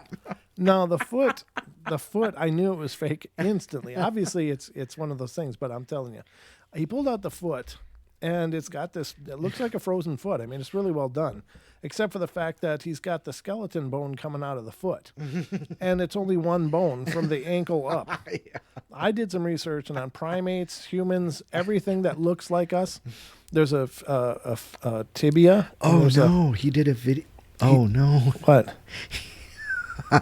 What?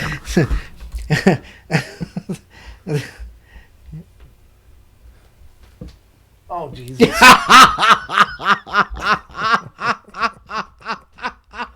So apparently he's... look, it looks like a red rocket. No, apparently he's got other parts of the Bigfoot frozen too. That's all I'm going to say. I haven't seen this one. That's okay. I'm good with not seeing it. The only unit I need to see is the one that I deal with daily. So... Tibia and fibula. You're right, Brett. Yeah. So the foot that he had only had like one big, it looked like a femur bone from a cow coming out of this foot, and it's like, no, that's not right. I'm gonna do that's this. Anatomically incorrect. So, are you gonna share it to your Facebook? No, I'm gonna share it. I'm gonna share the link in here. Are you serious? Yeah. Why not? Don't do not that. that one. Oh, okay. I'll share that one too. Okay. All right. Yeah. So yeah, there you go. Resident Gray got it right. Yeah. So yeah, it's. I think that it's interesting, that guy. He does a really good delivery, and he looks really convincing. Like, I don't care what you think, and it kind of makes you wonder. But once he pulled out that foot, it was like I already wasn't believing what he was selling anyway. But once I saw that foot, I was like, that's not even anatomically correct. Yeah. That's not even anatomically correct. You know, I had that same doubt. You know, it's like, where's the other bone? It's like, well, Yeah. apparently he kept that for a different video. Should have done a little more research. You would have had 2 bones in there. He could have sold that a lot longer, but apparently this is the second bone was the one you found. Oh my God. You just can't make this stuff up, ladies and gentlemen. Why would you want to? That crazy guy that says he eats Sasquatch meat. Yes. He eats it too? Wow. Yeah, it tastes just like beef. Wonder why. really, really long pork. Yes, 999. Really long pork. There you go. So there's just no shortage of the amount of people that are getting 5 minutes of their time in the spotlight. But I don't know. You do enough looking into it, and there was one video he did where he's like, I saw a Bigfoot in my barn one. Like, he took pictures of it. I'm like, what the hell? It's not like he's dancing a pole in there. Yeah, he's just up in my hayloft. Just hanging out. There have been reports of Bigfoot in haylofts and barns. I don't know if they migrate or if there's a rogue or something. Maybe they need somewhere warm. But man. there's no shortage of claims out there, ladies and gentlemen. That's what makes the paranormal so damn fun. Oh, God.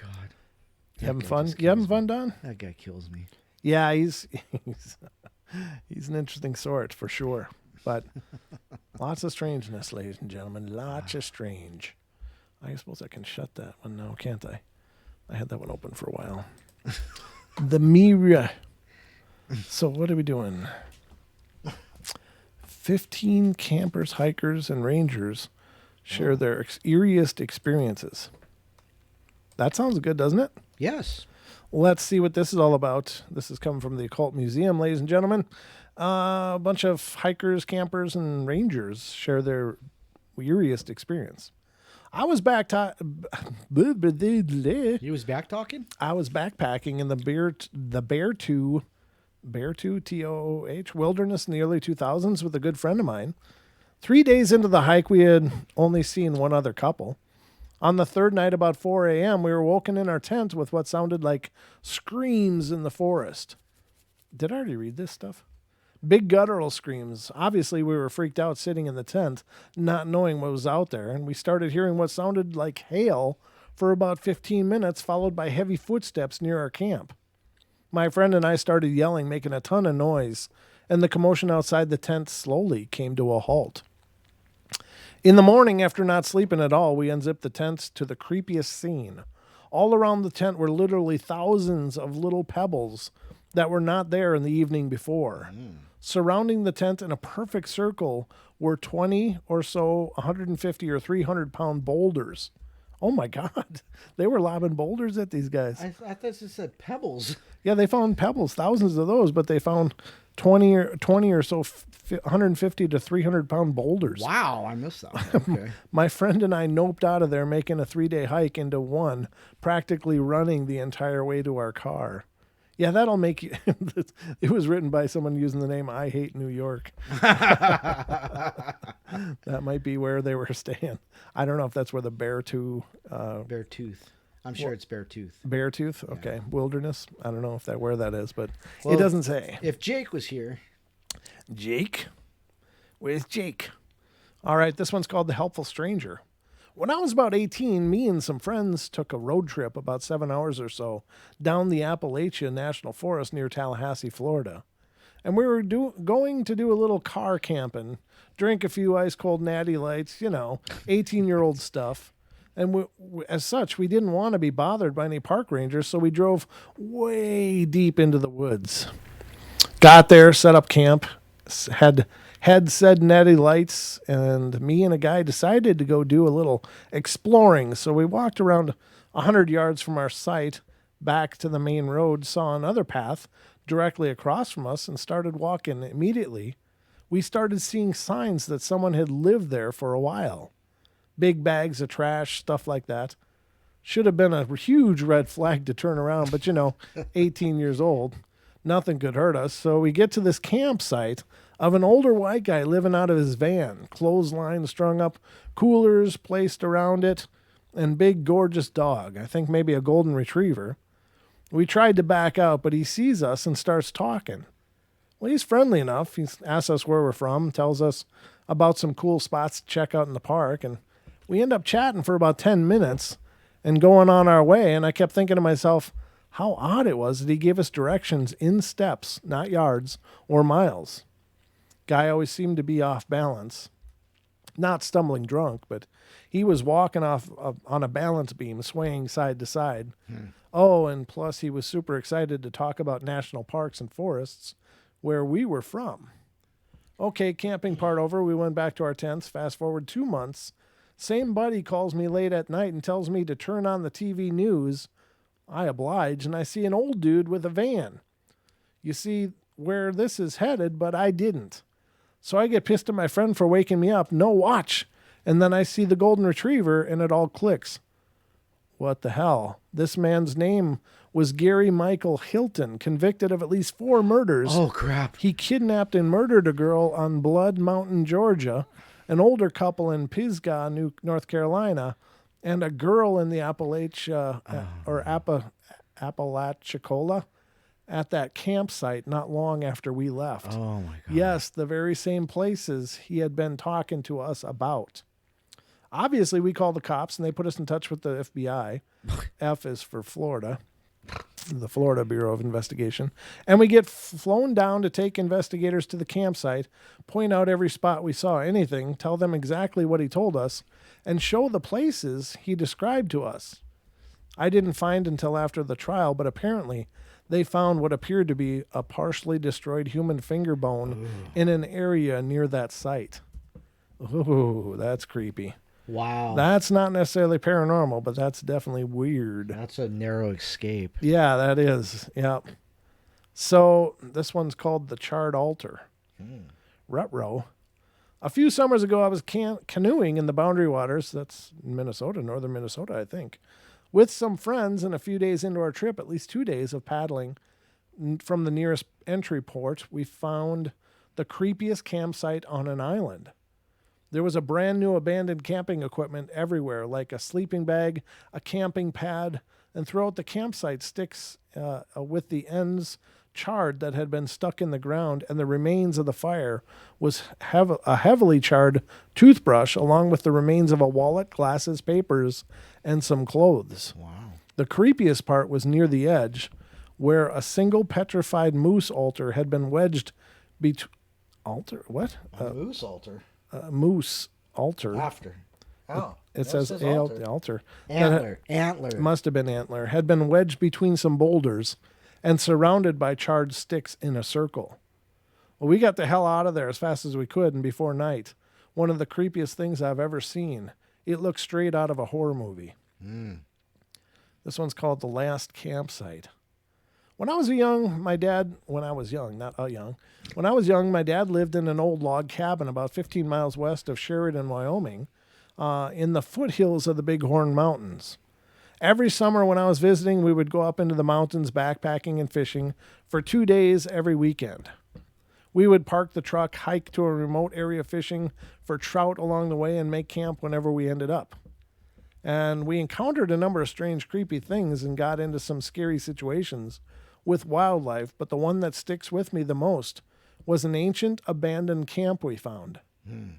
We were hiking down a very steep slope to get to an area of a creek that had been dammed up by the beavers, hoping to catch some big trout. I'd climbed out on a rock ledge and was looking for a way down when I saw the stock and action of an old rusty rifle sticking out of the tree, where the tree had grown around the barrel years before, about 10 feet above the ground.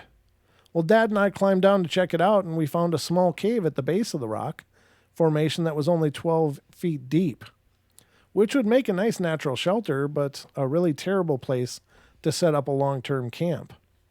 Inside, we found a bunch of really old stuff.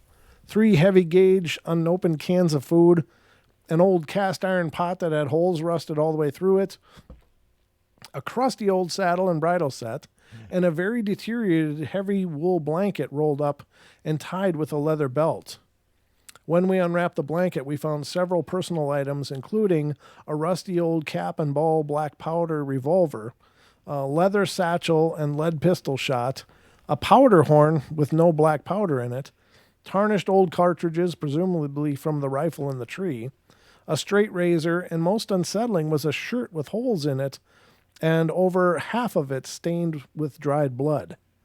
As we stood there thinking about what all this meant, it occurred to me how remote this place was, even at the time. It was July of 1985, and the fact that whoever owned that shirt had been very seriously injured and stuck on a steep slope in the middle of absolutely nowhere. I got some serious chills down my spine. The only thing that somewhat dated this fateful campsite was the pistol and the rifle, both of which were made sometime in the 1870s, according to my dad. And there's no way to ever know what happened to the old man who owned all this stuff. But the fact that he or someone he knew was obviously shot twice with either a gun or arrows, and all of his belongings were sitting right where he left them, possibly 100 years later. It was highly unlikely that he left the area alive, discovering what amounts to a 100-year-old crime scene in the very remote wilderness kind of gave me the creeps, but mostly it just made me sad to know how hopeless and alone this guy must have felt when he died. No doubt. Yeah, wow. So they didn't find a body or bones? Apparently not. Just his accoutrement. Apparently, Wow. yeah, very strange, but that is tragic. I mean, God, when you're out there, if things go sideways, they go all the way sideways, you know? Yep. So here's another one, mysterious rescuer. My family used to go camping in Algonquin Park in Ontario when I was a kid. We used to do a lot of the day hikes with our dog, and the dog was a crazy runner and would run up and down the trail back and forth between my parents and my brother and me. And this one trail ended at a lookout, and my brother and I stopped to take in the view, and my dog arrived seconds later, traveling at full speed. He attempted to apply the brakes, but a momentum carried him right over the edge. We freaked out. Our dog had just gone over a cliff, and it was a good 50 or 60-foot drop. Wow.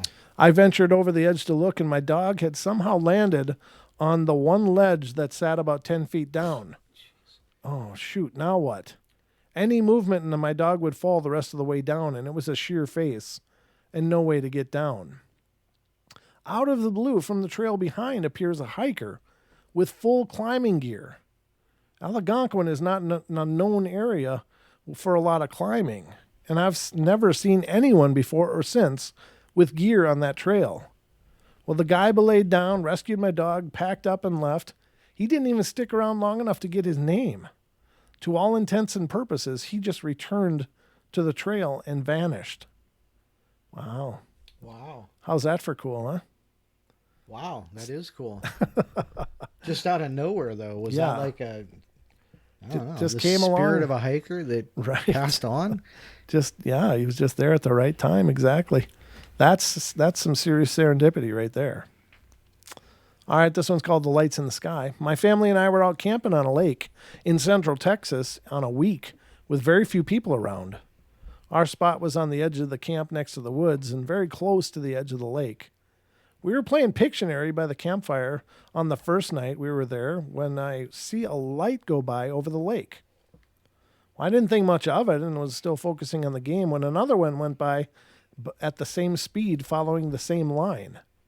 At that point, I felt a little bit strange, but still wasn't too worried about it. And after that moment went by, and now I pointed out to my dad and said he noticed it as well. We walk out past the campfire and campground lights to get a better view of what these were. They continued to fly by over the lake, going about the same speed and staying the exact same distance from each other. They were reddish yellow orbs, and there was no sound coming from them. Now my whole family is watching in awe and disbelief, and after about 15 go by, the last one was chased by a white ball of light that was much closer than the rest, and we didn't talk about it much after discussing what it could be. But when we got back home from the trip, my mom looked it up and saw that people in a town a few miles from our campsite reported seeing the same thing exactly the way we saw it. That's wild. What are those weird things? All right, so we got about 10 minutes here. Rocks thrown at the tent.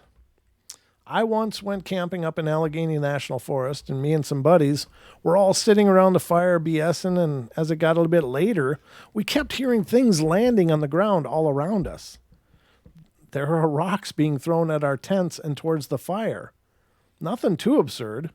Could have been some hooligans at a nearby campsite, but looking around the area, we saw nothing. Anyway, it eventually stopped and we went to our tents. A few hours later, we heard this ear-piercing noise that sounded like a woman screaming while running through our campsite, but much raspier. It was a pretty unsettling experience. Needless to say, but nothing more came of it. They were getting razzed by some big feet.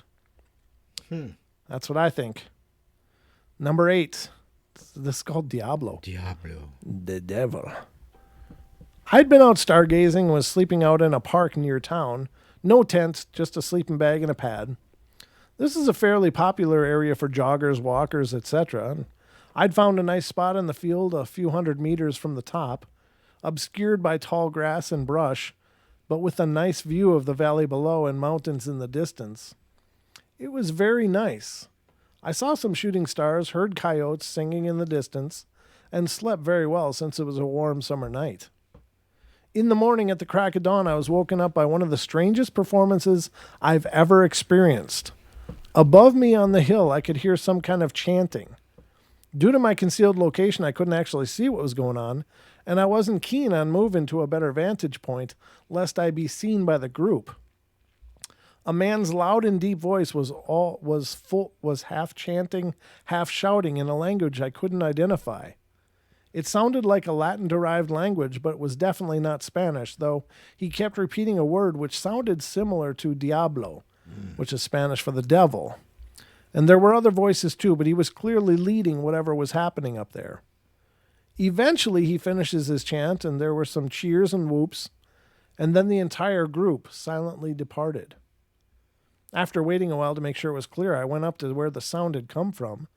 There was no physical evidence of whatever had happened. I asked everybody I knew in town if they had any idea what it might have possibly been, and nobody had heard anything like it. To this day, one of my greatest regrets is not peeking out of my hiding spot to see what the heck was going on. Well, that might be good that you didn't see. You didn't want to become part of the act. Yeah, no doubt. Hey, looker, let's get him on the altar. We got us a sacrifice. The cave full of bones. This one's a little bit bigger. A few years ago, I was backpacking in eastern Washington. That's right near us, Don. Yes, it is. With some friends of mine. I don't know how well you guys know eastern Washington, but it's pretty much dust, sagebrush, and dirt. Is that right, Don? It can be. Okay, we decided to hike up to the top of this canyon. And from up there, you could see miles and miles of nothing. After a few hours of traversing the top of the cliff, we eventually found a little crevasse that kind of took us underground into a pretty decently sized cave. The cave was filled with little bones like mice and rats, or mice and bats, it says. In one of the chambers of the cave, there was a rock fixture that jutted up from the ground and almost made a separate room in the room, and we found lots of scratches on the walls, photographs, and 3 bottles with notes in them. While this is kind of off-putting on its own, we figured it was just some sort of joke, and we'd find silly SOS notes in the bottles. The scariest part about it all was the photographs were super ordinary of families and normal people, and 2 of the notes in the bottles made no sense at all. While it was English, it was pretty much straight gibberish. None of the words made sense in the context with the other words. The 3rd bottle had a super ordinary letter talking about what they'd been up to, like something you'd find it to or send to a fairly distant relative after not talking with them for a while. I really don't know what to think about it all. It could have easily been someone just joking around, but it was almost too strange for that. I don't know. That's weird. This one's called The Shaking, Don. So far, I haven't stopped. You still shaking?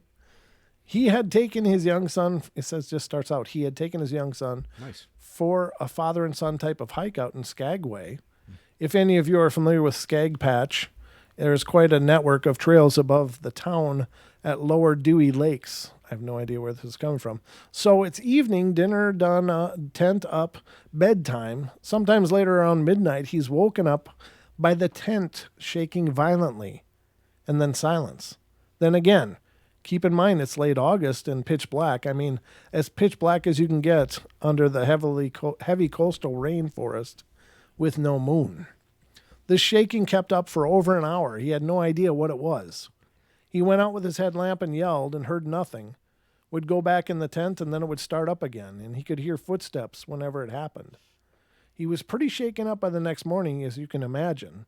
He reported it to the troopers, and the only thing they could come up with was someone with a night vision setup messing around or something else. That's a weird segmented story. Yes. This one's called The Footsteps. 2 tents next to each other about 5 feet apart in the middle of the mountains. Had my 3 little brothers in one tent and me and my girlfriend in the other. It's nighttime and we've just put the fire out, so it's dark. Everyone is in their respective tents snoozing off into dreamland. And about an hour later, I'm the only one awake, just daydreaming. And suddenly I hear soft human-like footsteps circling our tents over and over. Confused, I asked who's out there with no response, but continued footsteps. So I stepped outside. No one. Footsteps stop. I go back into the tent. Footsteps start again. I make my presence known and go back out. No one. Footsteps stop, of course. I check on my brothers, but they are sound asleep, and I repeat this same process about 4 or 5 more times. Believe it or not, footsteps always stopped, ended up just going to sleep to the footsteps and not giving a darn. I'll just say darn. When morning came, I asked my brothers how they slept, and they responded with fine, except for you walking around loudly all around the damn campsite at night, which he did not do. Huh. We got time for one more. The stickmen, Don. Wow. Okay. 6 hours walk through the thick brush to the nearest passable road. Age 14, maybe 15, hiking and camping with 2 fellow Boy Scouts and an adult. We made camp for the night and had a cold dinner because it was too wet to scavenge firewood, and all turned in early. I know I've read this one before, but I'll just read it again. What the hell? Even in the woods, there are noises, frogs, owls, small game, and every sort of bug. My tent mate and I wake up at the same time, maybe 3 a.m., to hear nothing outside. Absolutely ear-straining silence, like a woolen blanket wrapped around the head. After a few minutes, the bugs start chirping again, and we went back to sleep. When we woke up in the morning, we found that 5 of the pine trees surrounding our little clearing had been connected in a star shape with scraped lines, and pinned to each one was a stick man, like the ones from the Blair Witch. The leader and his son, occupants of the other tents, accused us of screwing with them, but we knew it wasn't us. The story nobody believes. I mean, who would believe the alibi of 2 kids? I'll never camp out without the safety of a large group and nearby civilization ever again. And that is why I glamp. That's why you glamp, yeah. No, I know I've caught that story on another site, whether I read on the show too. So, Right. I don't know. I guess we did it, ladies and gentlemen. We made it through the Paranormal Portal on this fine Wednesday evening. I hope you've enjoyed the show. Hump day. Hump day is over. You can now glide safely towards the weekend. It is yours for the taking. But, Don, anything in closing? Teespring, discount code ROCKERS, ROCKERS 20, ROCKERS 20. Capital Rockers, by Capital Rockers, because you never have a lowercase. the way. There is no lowercase rockers. No. It's all capital. So, all capital letters, Rockers 20 will save you 15%. And that's good until like a week from Saturday. Oh, he's going for a week from 2 weeks. Saturday. 2 weeks from Saturday. 2 weeks from Saturday. I'll give you 2 weeks. 2 weeks of fun. All right. So that's going to wrap it up for us tonight. I hope you guys had a great time. Thank you so much for joining us, everybody. Please, jeez, I burped and You're talked. right over there. Please spread the word about the please spread the word about the Paranormal Portal to people that you know that love the paranormal. Hopefully they'll love it too. Thank you for all of your support, all the love and all that you've done to support our vision and our aspirations for the Paranormal Portal. So, And don't forget about the podcast. 3 times a week. 3 times a week, Monday, Wednesday, Friday, we release new podcasts. Those are available Pandora, iTunes, iHeartRadio, Spotify, and a bunch of other ones. Others. Oh, I guess you're going to be in Duke's next episode on Saturday night. Oh, on the Saturday night show? Yeah, Good. apparently he's got some bites of you in that show. So. You're getting popular. I guess, it's kind of Doing voiceovers. so flattering. I don't know. Wow. No, we just got a great circle of people that have been incredibly supportive. Yes, that is true. And the Duke is one of those people. So, all right, guys, we love you very much. Thank you all so much for being here, and have a wonderful day tomorrow. Make it great. We love you all. Be good, be kind, be nice. Take care of each other. Help each other out. Find the magic in every day, and remember to laugh as much as you can. It's not the TFS show. It's the one he's going to release on YouTube. Oh, nice. So you get to see him on there too. Well, very good. That's a double win. But yeah, when is that coming out, Duke? Did he say when? Maybe he'll answer here before we actually play. We're waiting on you. I'll take Famous Canadians for 1,000, Alex. I'll take. Terry. What's his name? The Monty Python guy. Gosh, his name went passed away, right out of my head. 77 years old. Yep. Yeah, passed away. Yeah.